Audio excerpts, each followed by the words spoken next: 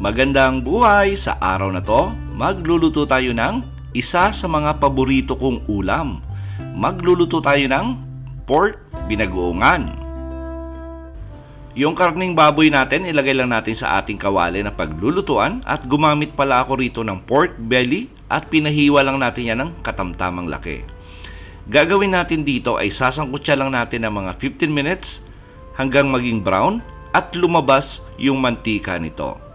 At maganda yan pag hinahalo natin from time to time para pantay yung pagkakaluto natin.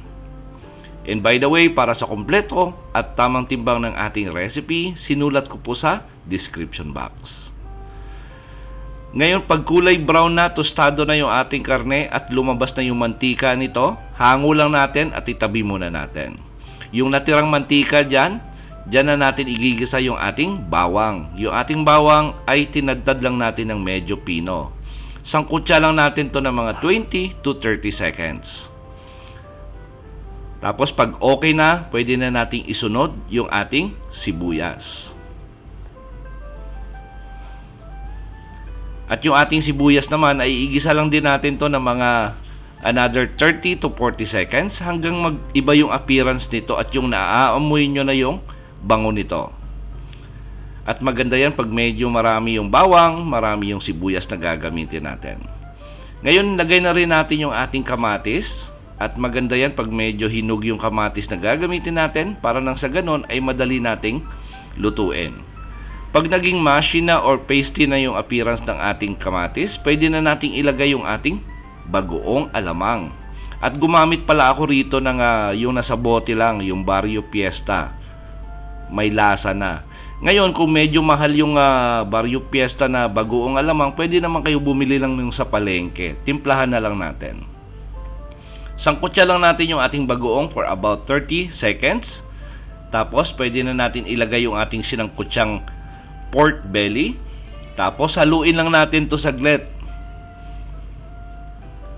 At maganda yan pag na-absorb ng ating pork belly yung lasa ng ating bagoong. Tapos, lagyan na natin to ng mga seasoning. Lagyan natin to ng crushed black pepper. At maganda yan pag medyo marami yung pamintang durog na ilalagay natin. Tapos, lagay din tayo ng patis.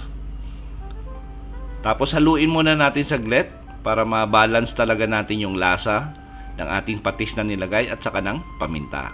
At syempre, sinangkutsa lang natin yan. Hindi pa yan malambot yung ating karne. Lalagay lang ako rito ng 1.5 cup na tubig. Tamang-tama lang yun para pampalambot ng ating karneng baboy. Tapos lagyan na rin natin to ng flavor enhancer at maglalagay ako rito ng isang pirasong broth cubes.